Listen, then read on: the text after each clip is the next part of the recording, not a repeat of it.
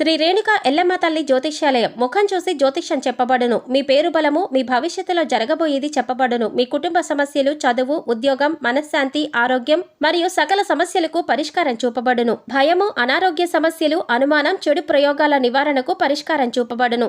ఎటువంటి వ్యాధులకైనా మూలికా వైద్యం చేయబడును.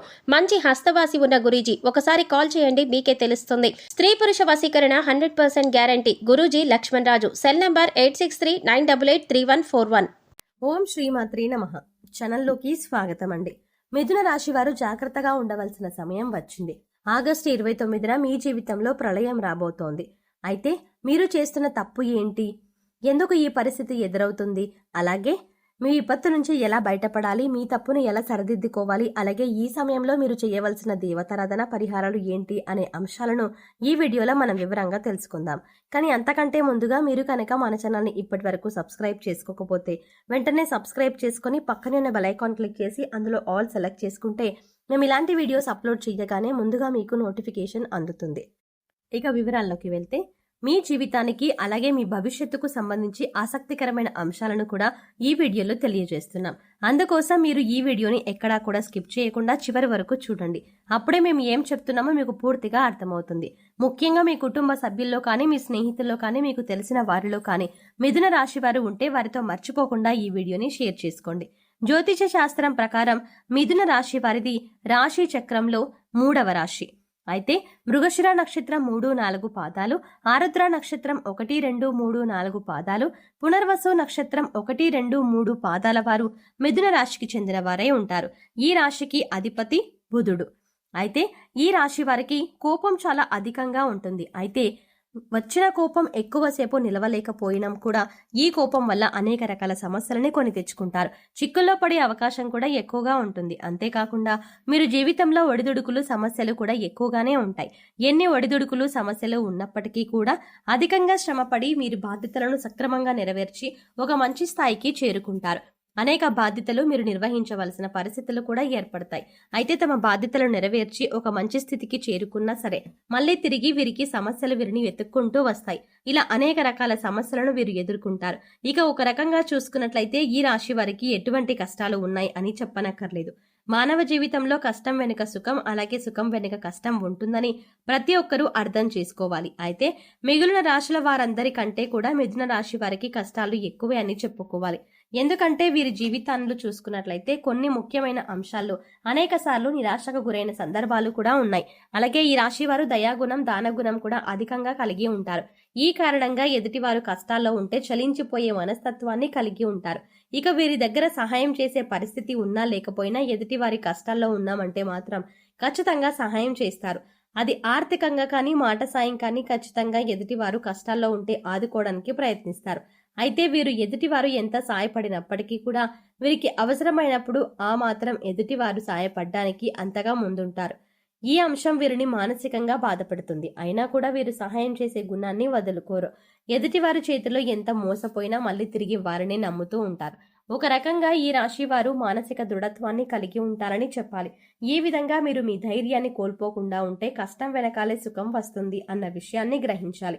ఇక మీ కింద పనిచేసేవారు అలాగే మీతో పనిచేసేవారు పదోన్నతులు పొంది మంచి స్థాయికి ఎదిగిన వారు ఆర్థికంగా పురోగతి సాధించినా కూడా మేము సాధించలేకపోయాము అనే బాధ మీకు కలగకూడదు.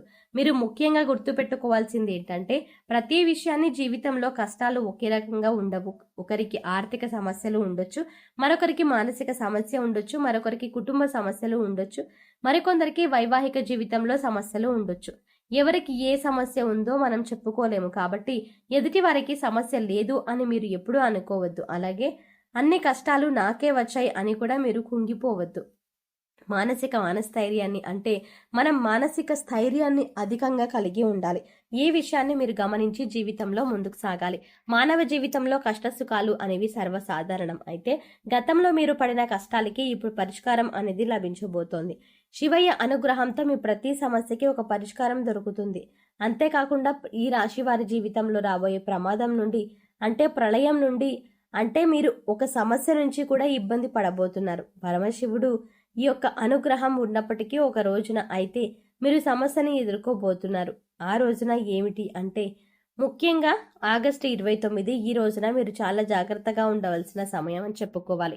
ఎందుకంటే మీ భవిష్యత్తుకు సంబంధించిన ఒక ముఖ్యమైన అంశంలో నిర్ణయం తీసుకోవాల్సిన వస్తుంది. ఈ సందర్భంలో మీరు కొన్ని నిందలు, ఆరోపణలు ఎదుర్కోవాల్సి వస్తుంది. అంతేకాదు ఈ రోజున మీరు ఎదుర్కోబోయే సమస్య ఏదైతే ఉందో అది మీ భవిష్యత్తుకు పైన అంటే మీ భవిష్యత్తు పైన తీవ్రమైన ప్రభావాన్ని చూపిస్తుంది. పొరపాటున మీరు తీసుకునే తొందరపాటు నిర్ణయం పట్ల మీ పైన నేరారోపణ చేయబడుతుంది. కాబట్టి ఈ సమయంలో మీరు చాలా జాగ్రత్తగా ఉండాలి. ఈ సమయంలో మీరు బయట వ్యక్తులతో కానీ, ఇరుగు పొరుగు వారితో కానీ దురుసుగా ప్రవర్తించడం వల్ల, దురుసుగా మాట్లాడడం వల్ల, కేవలం మీ తొందరపాటుతనం వల్ల మీరు అనేక రకాల నిందలు, ఆరోపణలు ఎదుర్కోవాల్సి వస్తుంది.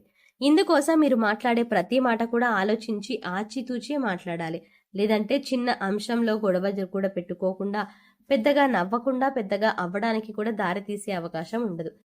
అందుకోసం మీరు ఈ విషయంలో ఏమాత్రం జాగ్రత్త తీసుకోకపోతే మాత్రం ముఖ్యంగా మీరు చాలా నష్టపోవాల్సి ఉంటుంది. కాబట్టి ఈ విషయంలో చాలా జాగ్రత్తగా ఉండాలి. ఈ సమయంలో మీరు బయట వ్యక్తులతో కానీ, ఇరుగు పొరుగు వారితో కానీ దురుసుగా ప్రవర్తించడం వల్ల, దురుసుగా మాట్లాడడం వల్ల, కేవలం మీ తొందరపాటు వల్ల మీరు అనేక రకాల నిందలు, ఆరోపణలు ఎదుర్కోవాల్సి వస్తుంది. ఇందుకోసం మీరు మాట్లాడే ప్రతి మాట కూడా ఆలోచించి ఆచితూచి మాట్లాడాలి. లేదంటే చిన్న అంశంలో గొడవ పెద్దగా అవ్వడానికి దారి తీసే అవకాశం ఉంటుంది. అందుకోసం మీరు ఈ అంశంలో జాగ్రత్త తీసుకోకపోతే మాత్రం అంశంగా మారిపోతుంది. అంతేకాదు మీరు జీవితంలో మర్చిపోలేని విధంగా ఈ అంశం మీ పైన ప్రభావం చూపిస్తుంది. ఇటువంటి ఒక ముఖ్యమైన సంఘటన మీ జీవితంలో కనిపిస్తుంది. కాబట్టి ఈ సమయంలో మీరు చాలా జాగ్రత్తగా ఉండండి. ఈ సమయంలో మీరు మౌనంగా ఉండటానికి ప్రయత్నించండి.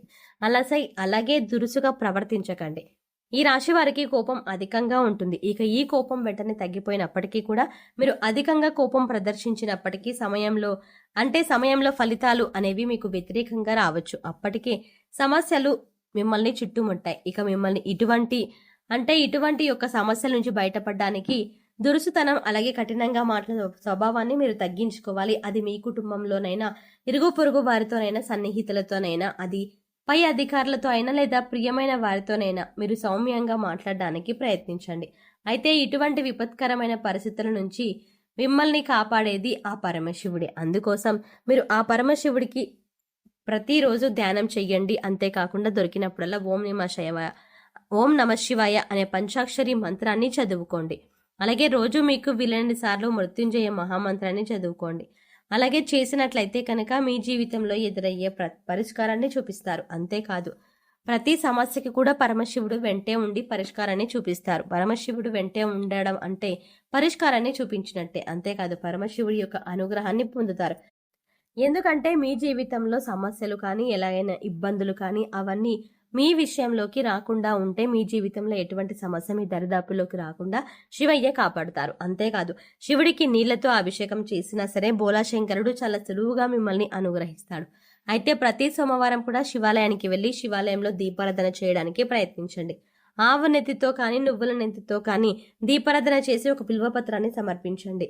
ఇలా మీ ఇంట్లో ఉండే శివలింగానికి కూడా బిల్వపత్రాన్ని సమర్పించి నీటిని అభిషేకం చెయ్యండి.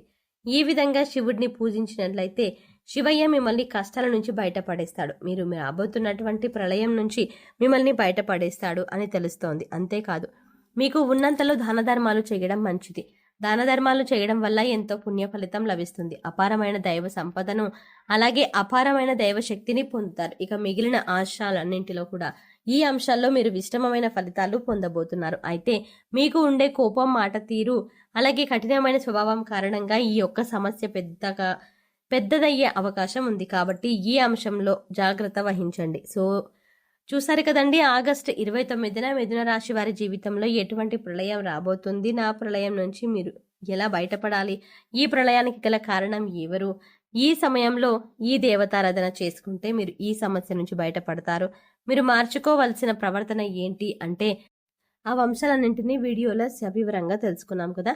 ఈ వీడియో మీకు నచ్చినట్టయితే లైక్ చేయండి. మీ ఫ్రెండ్స్ అండ్ ఫ్యామిలీ మెంబర్స్లో మిథున రాశి వారు ఎవరైనా ఉంటే వారితో షేర్ చేసుకోవడం మాత్రం మర్చిపోకండి. కానీ అంతకంటే ముందుగా మీరు కనుక ఇప్పటి వరకు మన ఛానల్ ఇంకా సబ్స్క్రైబ్ చేసుకోకపోతే వెంటనే సబ్స్క్రైబ్ చేసుకొని పక్కనే ఉన్న బెల్ ఐకాన్ నొక్కి ఆల్ సెలెక్ట్ చేసుకుంటే మేము ఇలాంటి వీడియోస్ అప్లోడ్ చేయగానే ముందుగా మీకు నోటిఫికేషన్ అందుతుంది. మరో చక్కటి వీడియోతో మళ్ళీ కలుద్దామండి. ఓం శ్రీమాత్రే నమః.